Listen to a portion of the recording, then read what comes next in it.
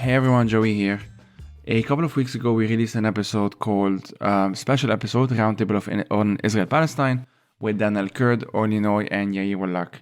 It has gotten a lot of attention, a lot of feedback, which I'm genuinely very, very grateful for.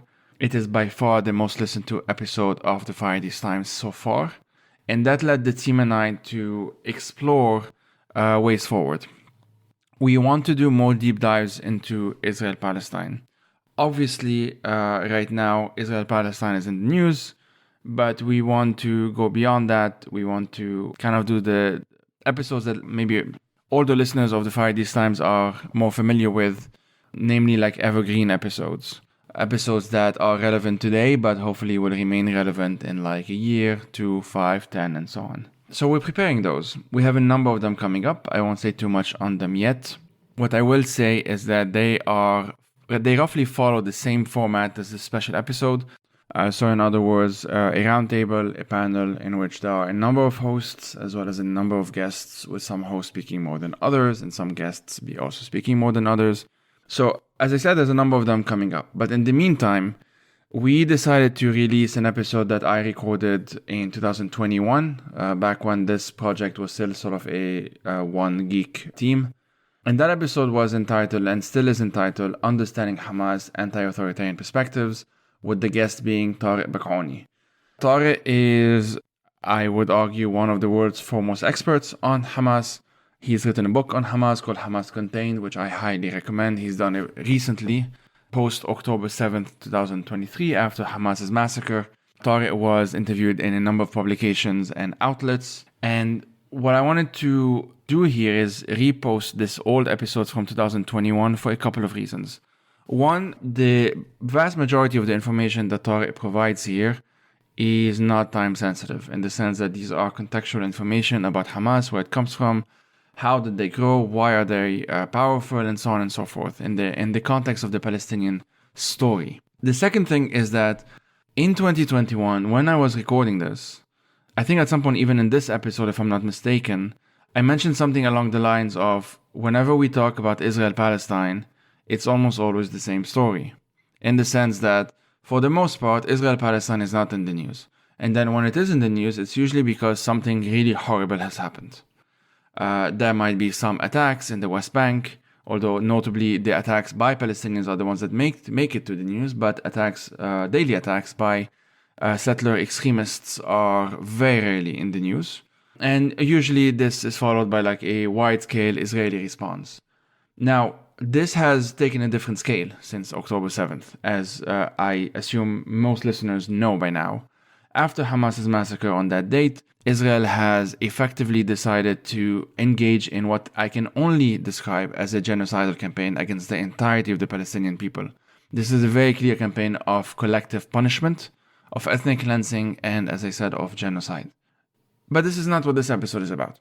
This is what some future episodes might be about. But this episode is, in some sense, to ground us a bit in the reality of what Gaza was before October 7th, in many ways still is after October 7th.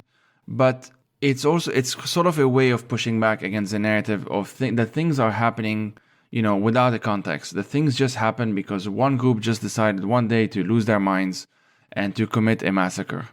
Now, while I hope this goes without saying that this podcast is firmly anti-authoritarian, the team is firmly anti-authoritarian, these are our politics, we are therefore extremely anti-Hamas.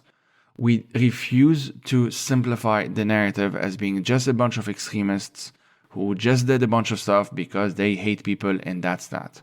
That is not an objective assessment. This is a political party, an extremist political party, a very authoritarian political party, yes, but it exists in a certain context. And that context has to be understood if we want to understand how we got where we are.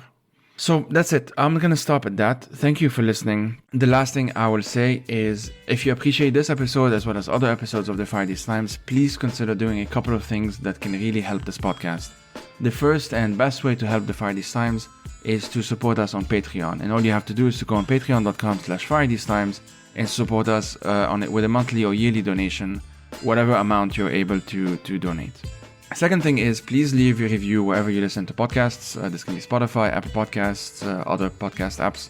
and tell your friends about us. Tag us on social media, share stuff, that sort of thing. It's the only way to sort of stay afloat with the monstrosity that are modern algorithms of big social media giants that I am not a big fan of.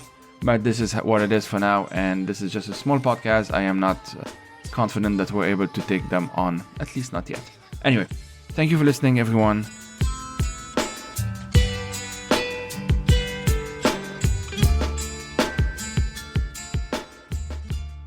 My name is Tariq Bakouni. I'm a Palestinian currently living in Ramallah, between Ramallah and London. And my book, Hamas Contained: The Rise and Pacification of Palestinian Resistance, came out in 2018. It was published by Stanford University Press. I spent a few years thinking and writing on Gaza, on Hamas, and more broadly on the Palestinian struggle for liberation. Thanks a lot for having this conversation with me. Throughout this episode, I'll be referring to a really good interview that you had with 972 Mag's Amjad Irai, which was done last month. So the goal of this episode really is to have a self-contained episode about Hamas, meaning that people listening to this episode don't have to know much in order to follow our conversation. Usually I don't really like doing episodes on specific political parties, but Hamas is just part of the Palestinian story. It's just a reality. But at the same time, it's often talked about without much nuance or understanding, especially in the West, but not just in the West. Personally, I've been interviewed on Palestine a number of times, and whenever I'm asked about Hamas, there's always a sense that the representation of Hamas, or the image of Hamas, precedes the question, right? More than, so the question isn't really about the question, if you see what I mean. It's more about what they think about Hamas, if that makes sense. So just before we get in, I would just briefly say that I've had a couple of episodes. Episode 52 with Francesco Saverio Leopardi, entitled The Palestinian Left and Its Decline, focusing on the 80s up until roughly the early 2000s, focused on the PFLP, the Palestinian Front for the Liberation of Palestine, and more recently another episode, which is 66, with Dan Al-Kurd, entitled Legacies of Authoritarianism in Palestine, which de facto focus on the Palestinian Authority. I just wanted to say that kind of this upfront, to emphasize that future episodes will be about exploring ways forward for Palestinian activism. But the reality of the matter now is that both Hamas and the PA, especially recently when it comes to the PA, are involved in repressing protesters and activists. So I would argue, that understanding these two parties is key to challenging them and moving beyond them. All that said and done, I'll shut up now. The interview that you've had with 972 Mag was titled Hamas Breaks Out of Its Gaza Cage, right? I think it would be good to just start from that, really. From the most recent events, I don't really like calling them events, but here we are. Before broadening the conversation to contextualize and understand the movement and the party. My first question to you is, what was Hamas's role in what's been happening in the past few months? Why did it make those decisions in your view? And how would you interpret those decisions in terms of whether they were different from previous policies and so on? So thank you, Joey, for having me on this. I think the first thing I want to say is just to go to something that you said when you were introducing this episode and saying that you wanted something that's self-contained on Hamas, and your impulse is not necessarily to differentiate specific political parties and focus on them. And I just want to recognize this tension when it comes to the study of Hamas, because it's one that I grapple with all the time. Hamas is often portrayed as a movement that exists outside of the question of Palestine, that it's somehow an exceptional case outside of Palestine, and that if we were able to wish Hamas away or address Hamas in a different way, if only Hamas was brought to heel in a certain way, then the question of Palestine will be resolved. And I think this is something that needs to be challenged head on. Hamas is part and parcel of the Palestinian struggle for liberation, and one cannot be differentiated from the other. The Palestinian struggle for liberation is a movement that is heterogeneous and diverse in every way. And Hamas is just one facet of that struggle, and trying to exceptionalize it by placing it in a self-contained, let's say, podcast like this, or to try to present it as something that's external to the Palestinian struggle is very problematic. At the same time, I appreciate the effort to try to understand Hamas on its own terms, because it is a complex movement and because there is a lot of effort to try to separate it and exceptionalize it. So there is a lot of value in this kind of podcast and in this kind of engagement with Hamas, as long as we contextualize it within this broader Palestinian struggle for liberation. And I think that the events of the past 2 months, I also don't like calling them events. So let's call them what they need to be called: the Palestinian uprising against continued settler colonialism in East Jerusalem, which ended up triggering a much broader Palestinian movement. Some people are calling it the Unity Intifada. Is actually a very good example to showcase how Hamas is part and parcel of the broader Palestinian movement.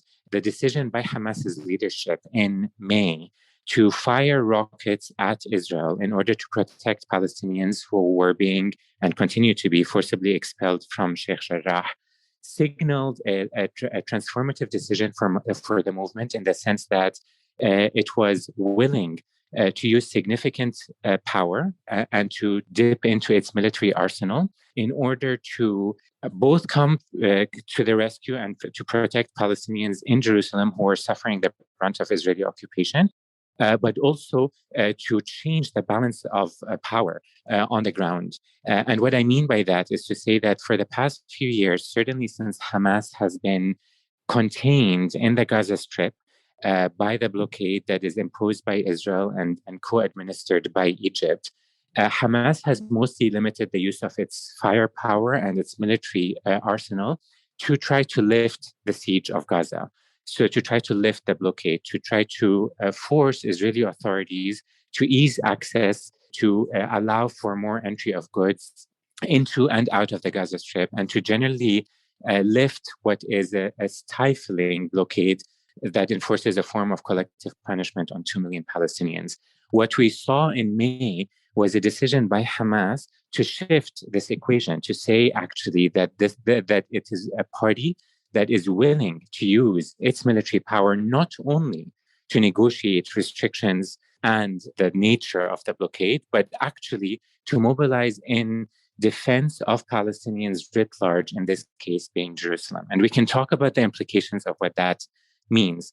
Now, often it's been said that this was the first time that Hamas had fired rockets into Jerusalem. That's not the case. There were rockets in the past, including in 2012, that fell from Hamas towards Jerusalem, and not necessarily of the scale of these rockets that we saw in May. But the difference in this moment in time is that it was a strategic decision taken by the movement to position itself as a protector of the Palestinian people writ large. And I think that's a very important moment, which is why, as you referenced, the interview was titled "Hamas Breaks Out of Its Cage in Gaza." Right. Well, so a lot there, and thanks a lot. I mean, even for starting this, I was very worried that there's going to be the risk of just essentializing a party that is so heavily mediatized, right? Like there's just the image of Hamas, as I said, like precedes any kind of conversation about Hamas, any kind of like rational conversation about them, which is why I really appreciate what you said. And one of the shortcomings of an audio podcast is that you don't see me nodding along all the time. So that's one thing. That's good to know. No, I definitely do agree. It is like it's kind of an open question for me. So I really appreciate what you were saying. Even as we're talking now, like I struggle to talk about a specific party for the simple reason that, or a movement, or both, for the simple reason that there are always these wider structures and wider, factors, just a broader story, right? And indeed, even the two other episodes that I did weren't supposed to be really about either the PFLP in the first case or the PA in the second case. It just so happened that we ended up just focusing on that. So maybe that's kind of what we'll do here. As you said, like it seems to have made Hamas seems to have made the calculation recently that nothing other than inflicting some kind of cost on the Israeli state would garner some kind of attention, with the ultimate goal, or at least part of the ultimate goal, to lift the siege of Gaza. For me, from my standpoint, this seems objectively true as well, as nothing else seems to have worked. I mean, I remember very well the March of Return, as it was called some years ago, where like the Israeli soldiers were just sniping off Palestinian civilians, and that definitely did not lead to any kind of emergency sessions, right, at the UN or whatever. So I guess if it's okay with you, and this might also be problematic, I don't know, feel free to kind of answer back as well, or challenge, sorry. Can you give us some overview of the quote-unquote peaceful tactics used by Palestinians in recent whenever we want to start, to resist Israel, with a focus on Gaza, because I know the West Bank, it's this entire thing as well. But even as I say this, I feel like separating Gaza and the West Bank is also very problematic. So just feel free to answer however you want. Just to give us some kind of idea of why there was this recent development, if that makes sense. Sure. I mean, I think it's best to maybe start by talking about Hamas specifically, but then, as always, I want to bring it back to the broader Palestinian story.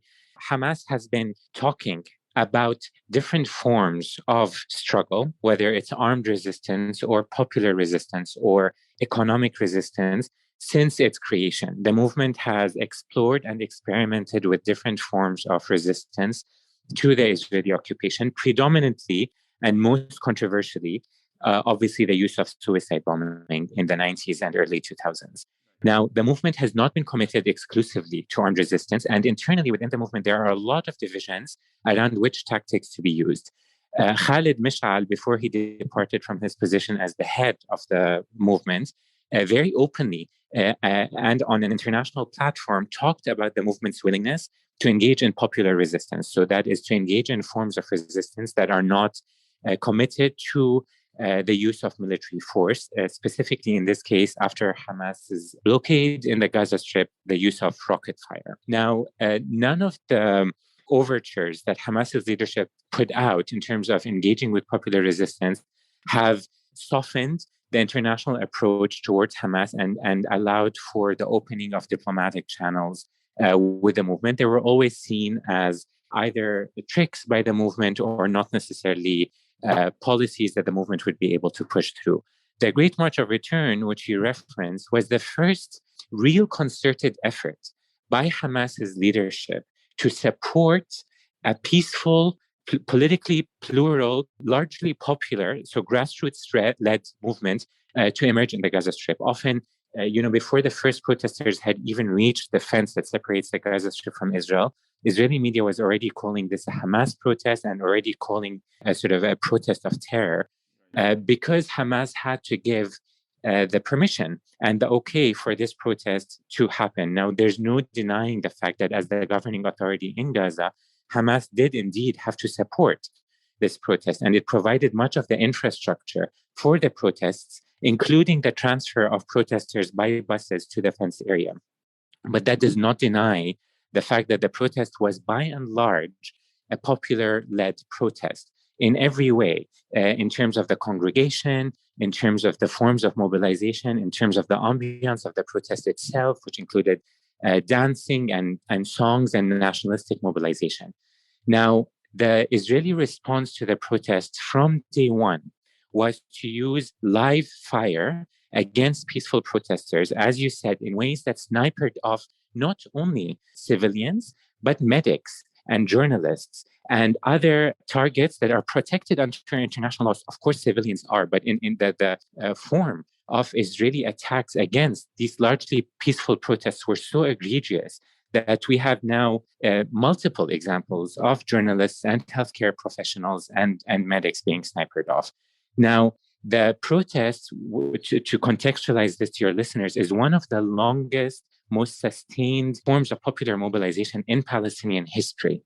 And the result of those protests was almost silence on the international stage.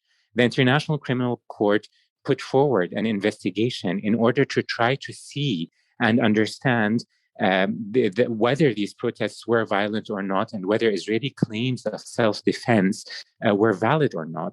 And the investigation, which is public, which can be viewed, says that Israeli responses to the protests may have amounted to war crimes, and that there was no proportionate reason that would allow Israel to use the force that it used. Now, that was a very key moment, not just for Hamas's leadership, but also for Palestinians, who often Palestinians who are talking about a rights-based struggle or about shifting to popular mobilization in a single state, often using the example of Black Lives Matter or the anti-apartheid struggle in South Africa, thinking that if there is significant popular mobilization on the ground, there would be enough popular pressure on Israel in order to limit its use of force against Palestinians and allow for changes in Israeli policies and Israeli violence against Palestinians. But the Great March of Return absolutely shows that not to be the case.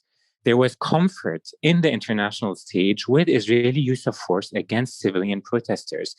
The only shift that began to happen was when Hamas entered the fray. And here, Hamas entered the fray not in the form of rocket fire and missiles. It did eventually, but at the beginning, it entered the fray through tactics that disturb Israel, even if they do not cause civilian deaths or actual violence in Israel. So things like the incendiary balloons and the flammable kites and what they call the nightly disturbances, which is the use of very loud speakers or the use of very loud noises through loudspeakers close to the fence area to keep residential areas on the other side of the fence awake at night.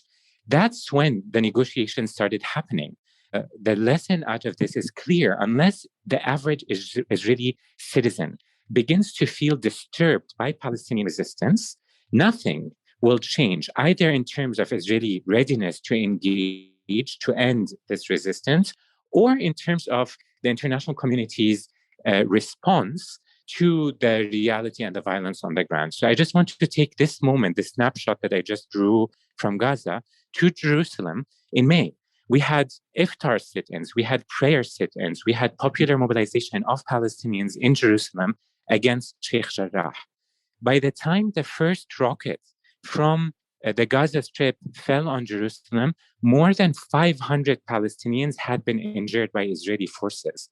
But the first time the international community talks about self-defense is when that rocket fell on Israel. So the lesson is that not only that Palestinians do not have the right to self-defense, or that the international community is okay with Israeli violence against Palestinians, but that it's only when there is violence against Israel that channels for negotiations and mobilization on the international community for change commence. Now, the lessons here are clear. And Hamas, since then, has consistently spoken about the need or the readiness, I should say, for popular mobilization. But that's not just a Hamas conversation. That's also a Palestinian conversation about what tactics can be used to end the Israeli occupation. What is the use of armed struggle, if any? And I should note here that the international law allows for the use of armed struggle in accordance with international law by anti-colonial movements. Hamas's use of armed struggle through indiscriminate violence is not in accordance with international law because it's indiscriminate and it targets civilians. But the use of armed struggle as a tactic is one that Palestinians think about. And the other, of course, is popular mobilization, which so far has not been as effective as armed struggle in terms of increasing pressure on Israel. And the third form of mobilization, of course, maybe the most well-known, is BDS, the Boycott, Divestment, and Sanctions Movement, which is also met by repression, both by Israel and by members of the international community that are increasingly positioning this as a form of anti-Semitism.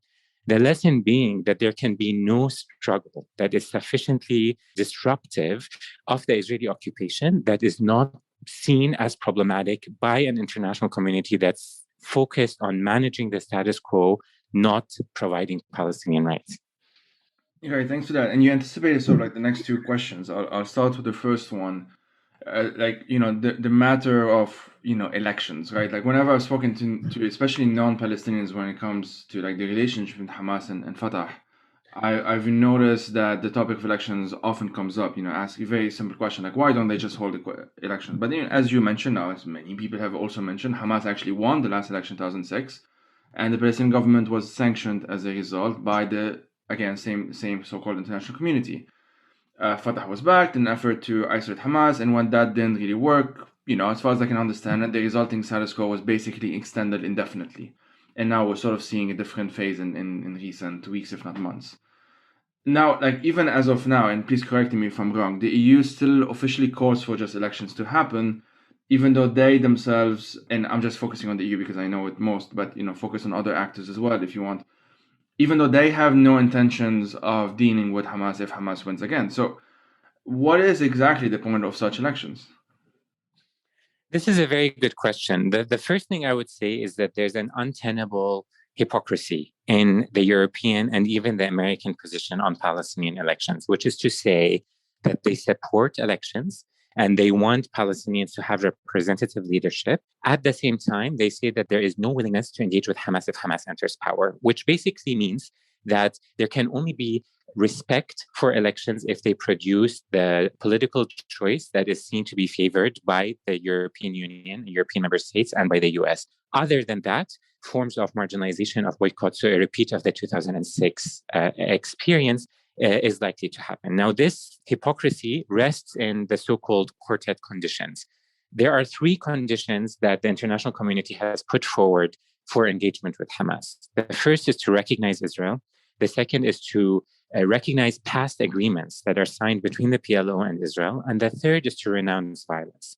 Now, none of these conditions are equally applied to the state of Israel, which has not recognized the state of Palestine, does not renounce violence, and as we talked about, uses disproportionate violence against Palestinians, and does not respect past agreements signed with the PLO. But nonetheless, these three conditions are placed specifically for engagement with Hamas.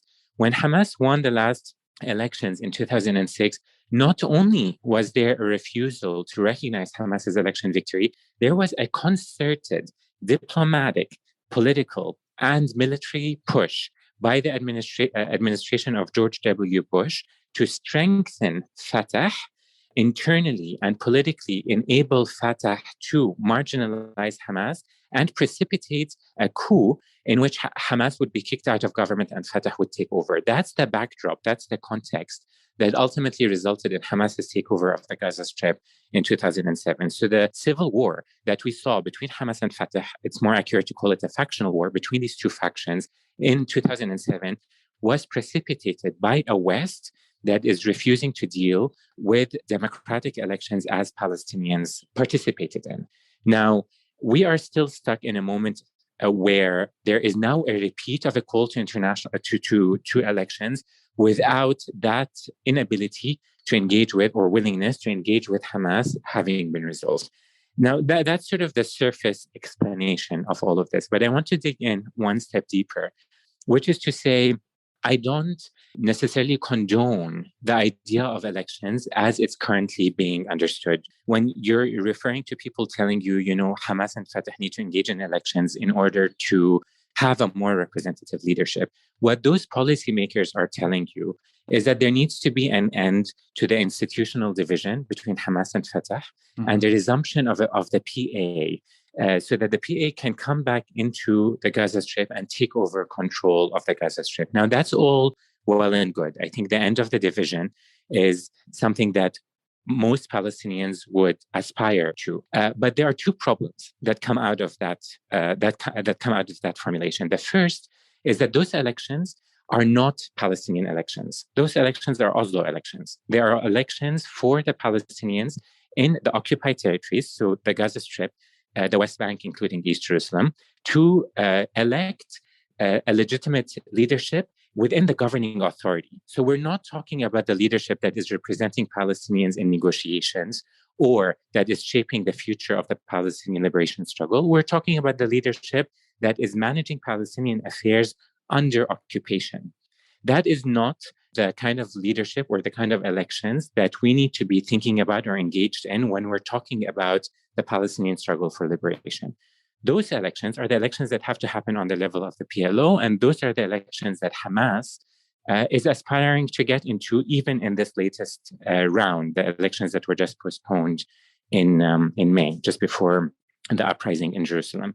So just to bear in mind that when the international community is talking about elections, it's actually talking about ending an institutional division and allowing a governing authority that's functioning under occupation to become a more effective and a more legitimate government. It's not necessarily reflecting on elections that could allow for a more representative Palestinian leadership to emerge. The second thing that I would say is that there's a fundamental misunderstanding about the blockade of the Gaza Strip and its separation from the West Bank. There's this idea that if there can be a united Palestinian Authority and Hamas can be somehow engaged in democratic elections, whether it wins or not, that the blockade is going to be lifted. And that's entirely untrue.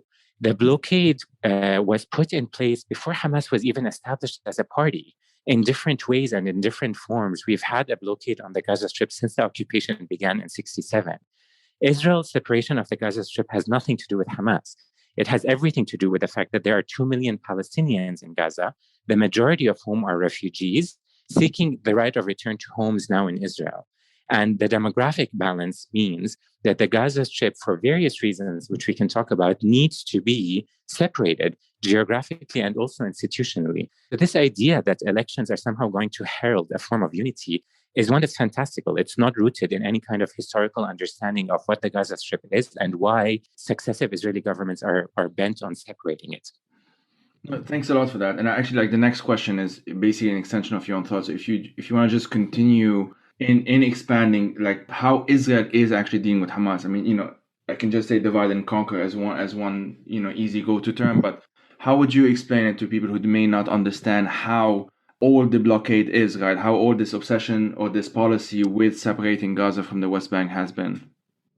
Hamas is a fundamental part of the Israeli effort to maintain the Gaza Strip as an entity, as a piece of land that is separate from the rest of the Palestinians, but that is not necessarily entirely unmanageable, that it becomes a catastrophic strip of land. So just to elaborate on what that means.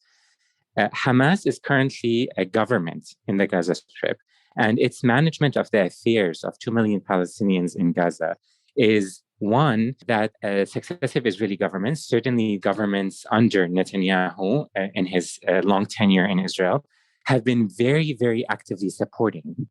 Hamas provides Israel with a fig leaf that for the West and for the international community, it allows Israel to portray the Gaza Strip as a strip of land or a haven, a terrorist haven that is run by a terrorist organization, and therefore to justify the blockade to an international community that is willing to accept the collective punishment of 2 million Palestinians in favor of fighting terrorism. So it provides that kind of external or Western-facing rhetoric, while internally for Israel, it allows the governments or the state of Israel to outsource the management of the Gaza Strip, what is essentially a large, very congested, very populated refugee camp, to a governing authority, in this case Hamas, and to external actors, including Qatar and the European Union and other actors, which provide and fund all the humanitarian relief in the Gaza Strip. So essentially, Hamas allows Israel to sustain a reality of blockade and a reality of separation that might otherwise be condemned more vocally if Hamas wasn't there. And this use of Hamas for Israel is one that's been evident over the course of the past 14 years of the blockade. We see Israel doing two things towards Hamas. First, making sure that the movement does not develop into the kind of military power that Hezbollah is, for example, by trying to maintain restrictions on the movement's, obviously, access to funds and military power, but also by deterrence. So by every few years, the Israeli government does what is called mowing the lawn, which is to go in and destroy key Hamas infrastructure and in the past assassinate Hamas personnel and leaders in order to make sure to limit the movement's ability to gain power. And so that's sort of the first thing that it does, but in doing so, completely avoiding destroying Hamas, because for Israel, there needs to be a functioning government in the Gaza Strip that, as I said, is governing and taking care of the administrative concerns of the Strip.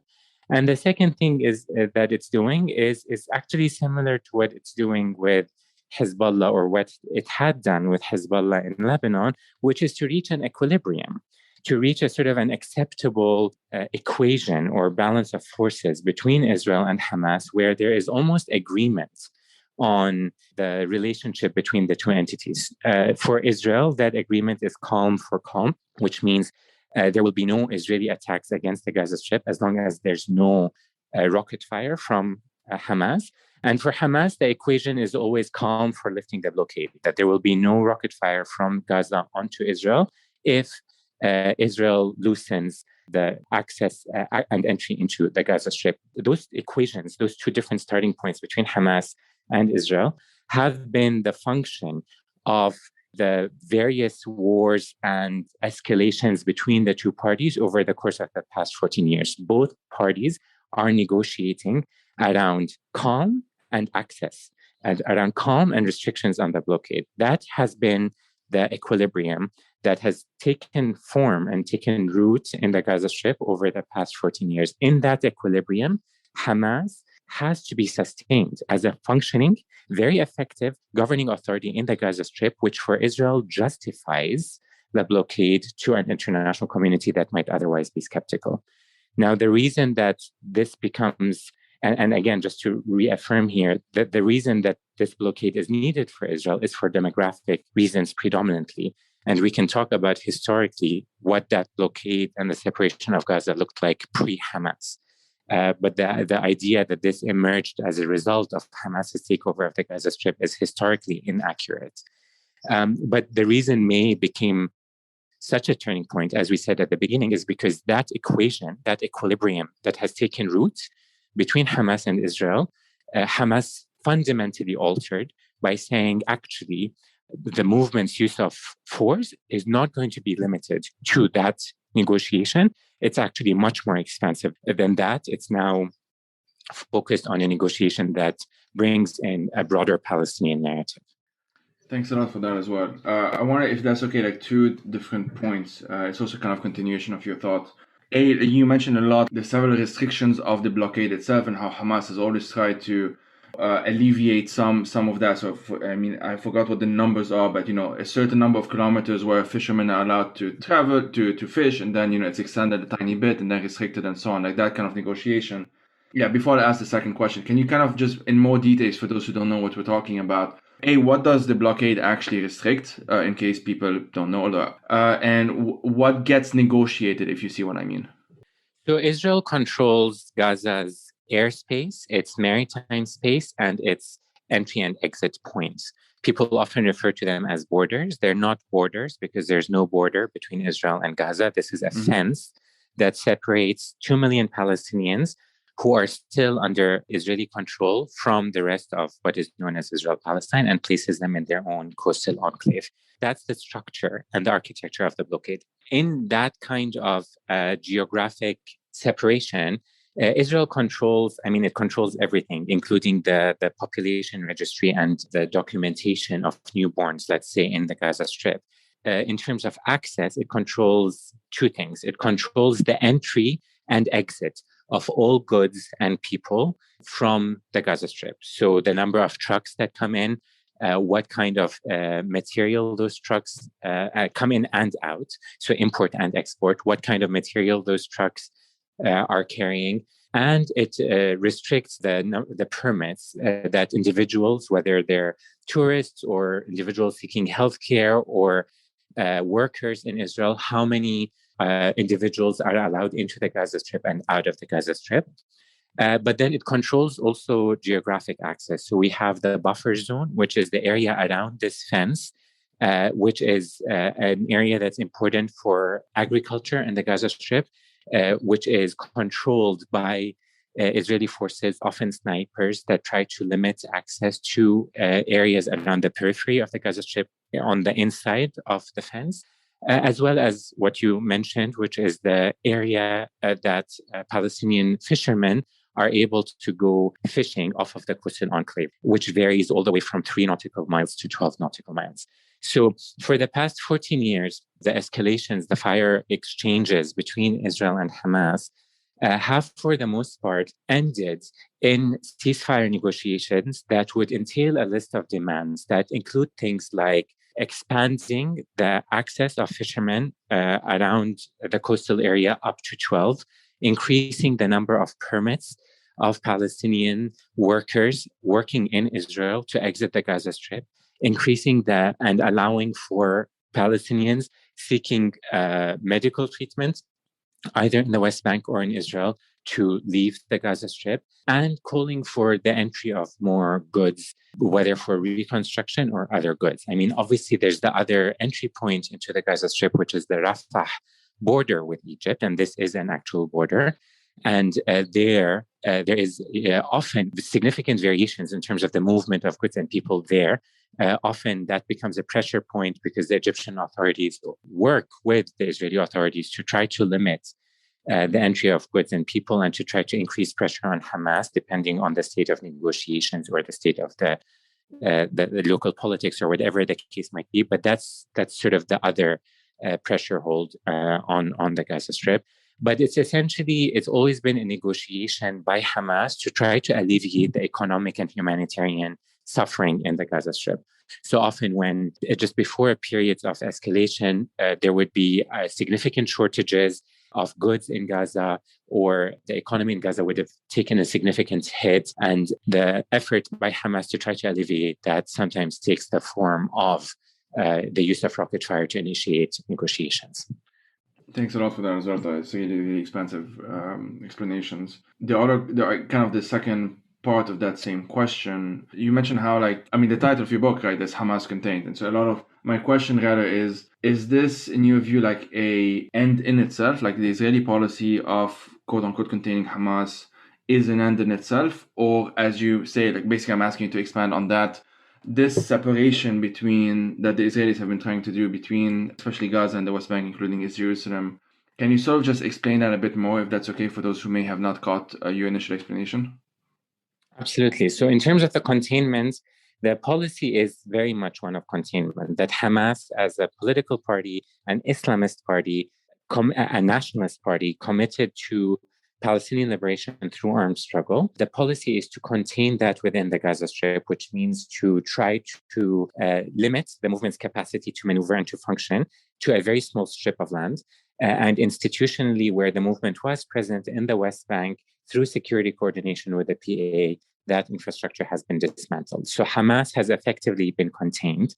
At the same time, and as I said a couple of questions ago, there is an effort by Israel to maintain Hamas as a governing authority and an effective governing authority in the Gaza Strip that is able to administer the needs of 2 million Palestinians in Gaza. That reality of having both a government that is seen by Israel and by the West as a terrorist organization that might justify the placement of the blockade, while at the same time allowing Israel to not worry about the humanitarian collapse in the Gaza Strip, because there is an administrative authority taking care of these needs of the Palestinians in Gaza, allows the blockade to appear sustainable. And in many ways it is. We're in the 14th year of the blockade, and there's no sign at all that either Israel or the international community are considering ways in which the blockade can be removed. And rather than considering those, the removal of the blockade has now become tethered to the idea of Hamas disarming, which, as I said, misunderstands the blockade by placing it as something that is a reaction to Hamas rather than the demographic reality in Palestine. So that's the sort of the overall structure. It's both a policy of containment and a policy of managing Hamas as a governing authority in the Gaza Strip, obviously outsourcing much of the cost to international payers, including the EU and Qatar.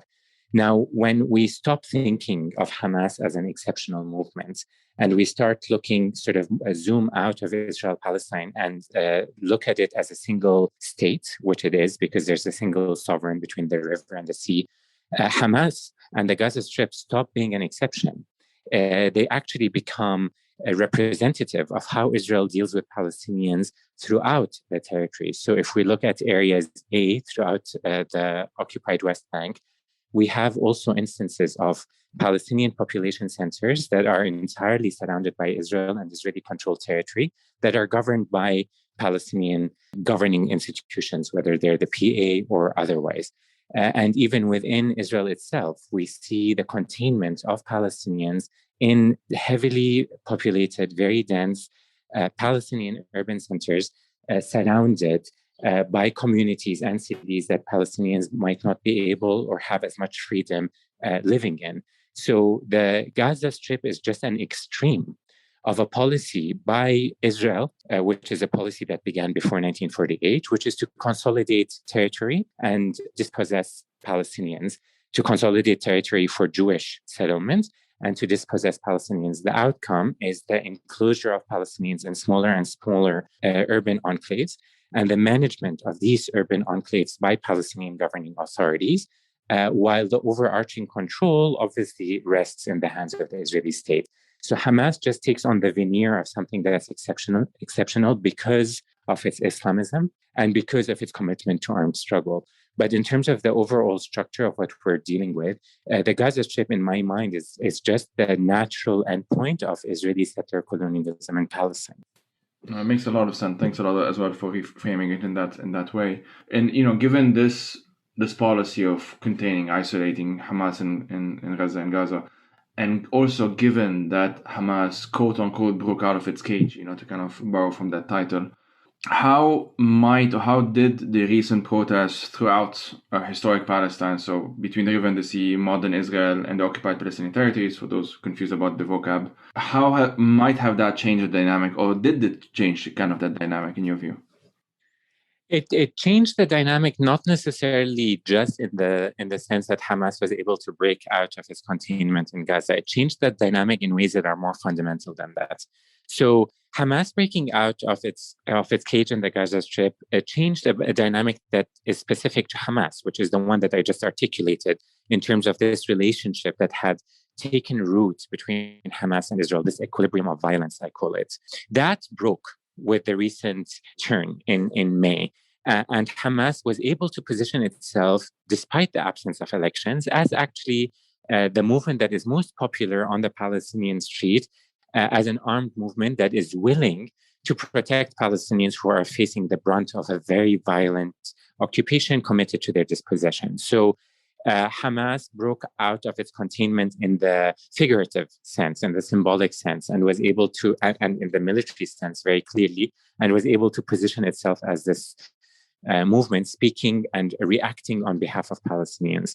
But I think that the reason I say that the shift was more fundamental than that is because I think that what we saw was a breaking down of a psychological barrier that Palestinians have long suffered from for decades, that we often talk about when we say their fragmentation, that Palestinian citizens of Israel are a separate constituents than Palestinians in Jerusalem or the West Bank or Gaza. And the uprising and the mobilization, the unity, Intifada, was one that, it's still unclear where it will go. It is still unclear if it will change fundamentally the equations on the ground.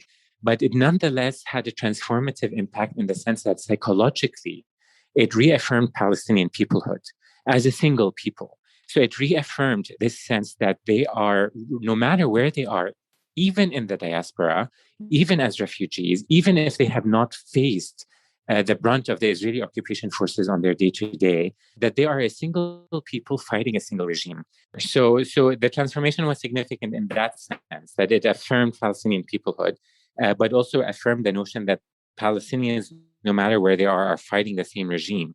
And in that transformation, Hamas is only one element. It is the Islamist element, or the element, and the element that is committed to armed struggle. But that is only one element in what is emerging as a diverse, heterogeneous Palestinian movement, which of course it always has been. And now we're seeing it manifest on the ground, so that, Palestinians protesting against PA repression and against Sheikh Jarrah dispossession in the West Bank, for example, coexist alongside rocket fire from Gaza, alongside Palestinians protesting in 48. And so Hamas then, in that vision of unity, in that sort of singularity of the Palestinian movement that is a diverse movement, Hamas stops being exceptional.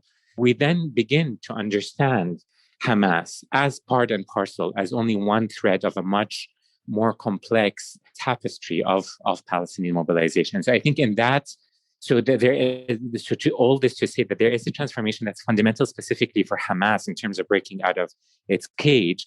But the transformation on the level of Palestinians is actually much broader than that. And it's one that's inclusive in the sense that it brings Hamas in, despite what many people might disagree with its ideology or its tactics, into the Palestinian fold. And is there any possibility at all of these recent developments or changes also affecting the politics of the occupiers? At the electoral level, it hasn't. I mean, I guess it's too recent, I don't know. But can it? And even if it can, is that something worth looking at in your view? The politics of the occupier, you mean domestic Israeli politics? Exactly, yeah. Well, I think domestic Israeli politics, I mean, there will always be variations in terms of the makeup of the government, how right wing versus left wing it is.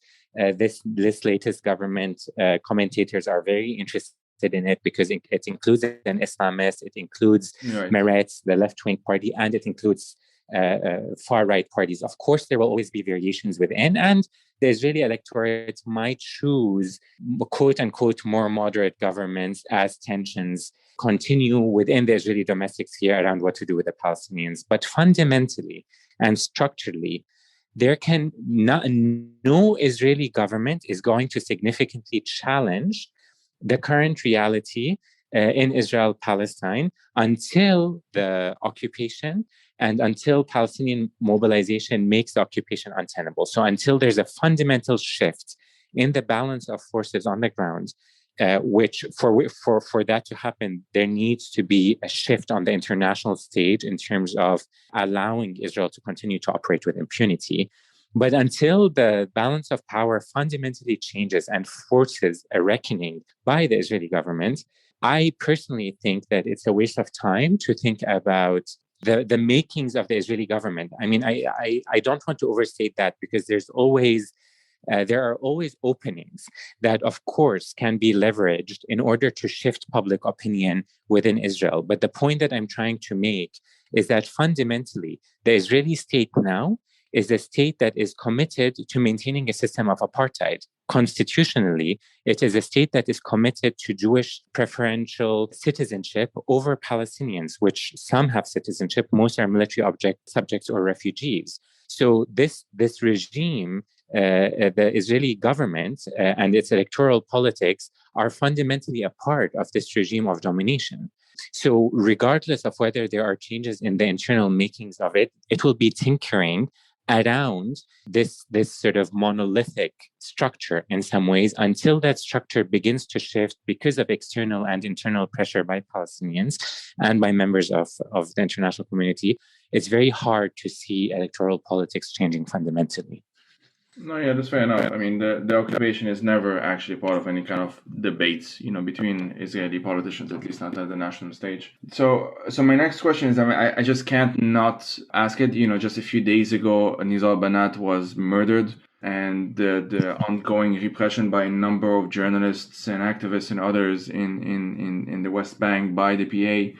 Given that there is this more of a grassroots reception of Hamas, right? Like on the streets, and given in this sharp contrast with how the PA is acting towards Palestinian and being seen by many as collaborators or essentially the enforcers of the Israeli occupation of the West Bank, and given this ongoing, like at the time of recording, this is still happening as well. Repression happened like yesterday or 2 days ago as well. How is this likely to develop, if at all, in terms of how people view the PA?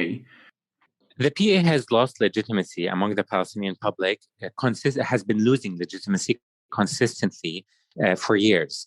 And I think this current moment in time, which has shown a significant mobilization by Palestinians in the West Bank against the PA security coordination and its repressive use of force against Palestinians, culminating in the murder of Nizar Banat, is something that is just the apex, the climax in some ways of increasing resentment and increasing frustration against the PA and what the PA is.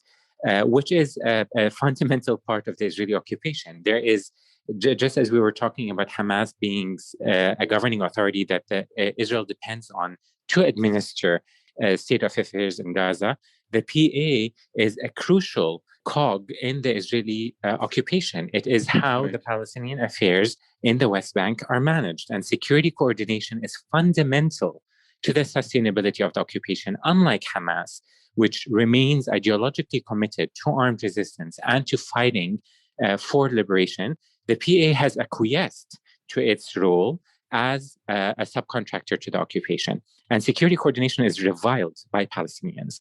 So what we see at the moment is really the manifestation of that repulsion and the very clear, undeniable reality that the PA is now, like Israel, committed to managing the status quo rather than moving the Palestinian cause further. Now, it's not actually the PA's job to move the Palestinian cause further. That's the PLO's job. But under Mahmoud Abbas, the PLO has been subsumed into the PA, and the PA itself has become more authoritarian, more draconian in its policies, and an entity that is, even though putting forward the performances of statehood, is really an entity that is quite content at playing this performance or remaining committed to this notion of statehood without actually seeking liberation. Now, the question of, is this a turning point? Is the PA likely to disintegrate or collapse or deal with this repression? It remains unclear. I think the PA is quite sustainable for various reasons, including the fact that it employs hundreds of thousands of Palestinians. And the PA is obviously an entity that Israel and the international community are very committed to upkeeping because, as we said, there is rather than an interest to allowing for Palestinians to capture their rights, there is a willingness to sustain the status quo. So there's a lot of capacity for the PA to survive this current mobilization against it. At the same time, I really do not see any prospect for the PA to revitalize its image among Palestinians. I think its image has been, getting tarnished for years, but this moment is quite drastic. The one other thing I would say here is that this represents also a moment of catastrophe for Fatah. Itself has been, as a movement, has been divided increasingly between the people who support the PA, so Fatah, the Fatah that has been in some ways part and parcel of the PA, and the Fatah that is more committed to the revolutionary roots of the movement. Those divisions are likely to get more and more exacerbated as there's more resentment by Fatah leaders for being implicated in what the PA has become. We're more likely to see tensions within Fatah itself. Yeah, it makes sense as well. The final question is just going to be about like this idea that you and others have had about resuscitating the PLO. But before asking that, we mentioned the authoritarianism of the PA, and of course I'll reference the conversation I had with Daniel Kurd because we got into that even more than we have the time to do so here. But what about, has there been discussions within the Hamas leadership, within even Hamas, rank and file members, about Hamas's authoritarianism within the Gaza Strip? So I'm not talking about its attitude towards the Israeli state or anything like that. I'm talking like how journalists are able to do their jobs. Yes, that kind of domestic quote unquote policies, and I'm using this in quotations. Absolutely. I mean, I think like the PA, Hamas is also an authoritarian governing authority. They are incapable of allowing for political plurality to emerge in the Gaza Strip. For example, by allowing Fatah to mobilize in the Gaza Strip is quite difficult. It's not impossible, and we've seen instances of Fatah mobilizing, but it's quite difficult. There are restrictions on freedom of speech. There are human rights abuses in terms of detaining Palestinians who protest Hamas rule. There are examples of extrajudicial killings within Hamas's prisons. So the movement should in no way be let off the hook in terms of its authoritarianism as a governing authority in the Gaza Strip. And those have all been documented by human rights organizations, local, including Al Mizan and others, and international, including Amnesty and HRW. So both the West Bank and the Gaza Strip now are administered and governed by Palestinian authorities under an Israeli occupation that themselves have become quite authoritarian and quite brutal.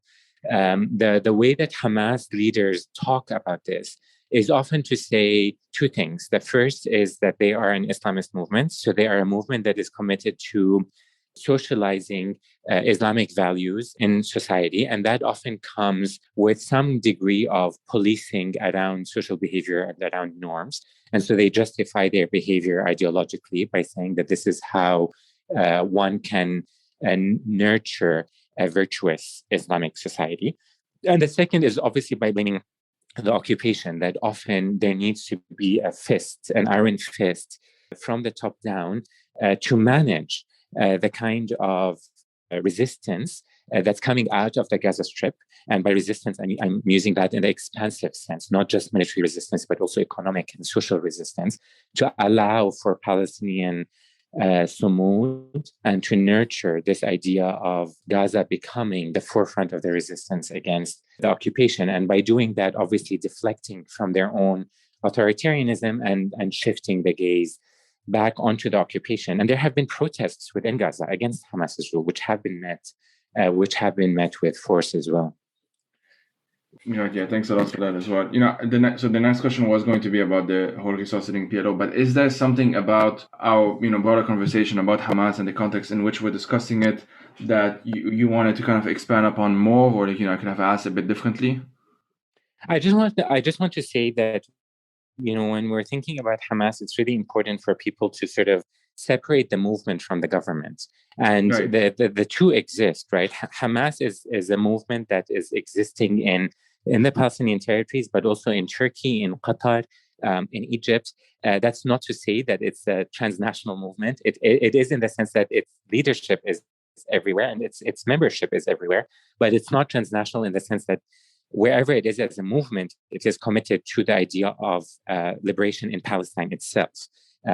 And in that sense, it's a very nationalist movement. But that movement coexists alongside the government, which is the bureaucracy that exists in the Gaza Strip and that administers Gaza. So when we're thinking of Hamas, it's important to hold both of these in our minds, because obviously we're in talking about authoritarianism now, we're talking about the government in the Gaza Strip. That's not necessarily us talking about the movement, and the ideology is shared, and while the movement sets the strategy, the government implements it. So that's not to let the movement off the hook, but just to understand that there are different power plays and dynamics in terms of the movement itself.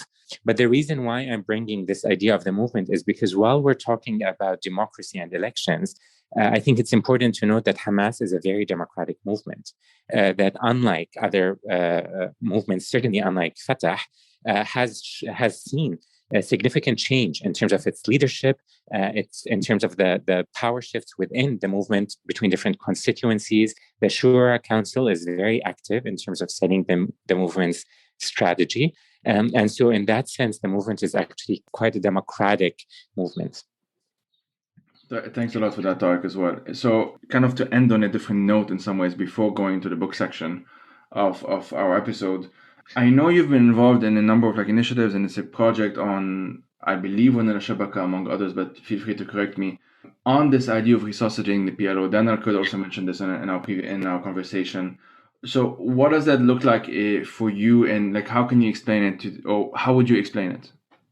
I think the thing to note is actually to separate this question of Palestinian representation from the PLO. I think the thing to note is that Palestinians need a representative body and a representative leadership that speaks to the Palestinian people.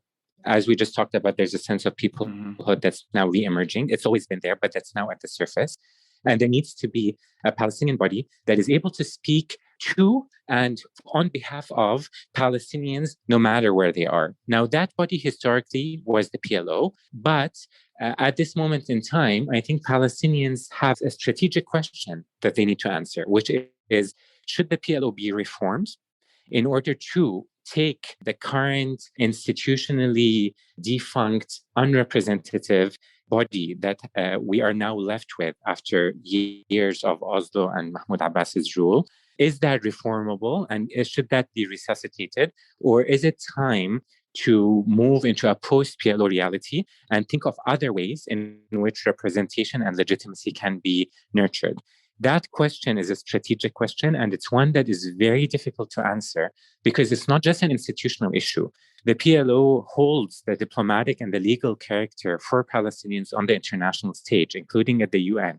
Letting go of the PLO lets go of a lot of the victories that Palestinians have accumulated over their past. Those victories might no longer be relevant in the sense that many of the UN resolutions talk about the two-state solution and partition, and we might have already moved into a reality where the notion of partition is no longer possible, and we need to think of other paradigms in which to understand Israel-Palestine most importantly, a framework of decolonization and the apartheid framework to understand Israel-Palestine. But all of those have implications in terms of the legal character of the whatever Palestinian representative there might be on the international stage.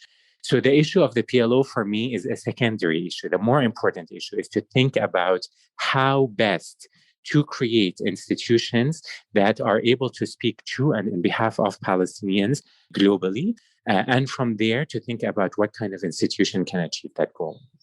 My final question is the one I asked for, all of my guests, which is like, do you have 3 books to recommend for our listeners? Absolutely. So I think that Sarah Roy's book, Hamas and Civil Society in Gaza, is fundamental for our understanding of Hamas, of the Gaza Strip, and of the complexities that we were talking about. So that's one. One of the key books on Hamas in terms of its ideology, certainly in its earlier years, is Khalid Haroub's book on Hamas. I believe it's called Hamas. And that was one of the first books that came out of Hamas, and it gives a lot of insight into the movement's founding. And a very interesting book that I'm just reading now, which is fundamental for our understanding of Hamas at this moment in time, as we're talking about apartheid and decolonization, is called Decolonizing Palestine by Somdeep Sen. And it's, despite the title, focused specifically on Hamas. And I think it's a very powerful portrayal of Hamas in a decolonization framework. Thanks a lot for that as well. So the book that you mentioned is called Hamas, A Beginner's Guide. I looked it up while you were talking. All right. Tariq, thank you a lot for your time. This has really been expansive and everything, and I'm sure listeners would agree. And yeah, thanks a lot for chatting with me. Pleasure. Thank you for having me and for reaching out.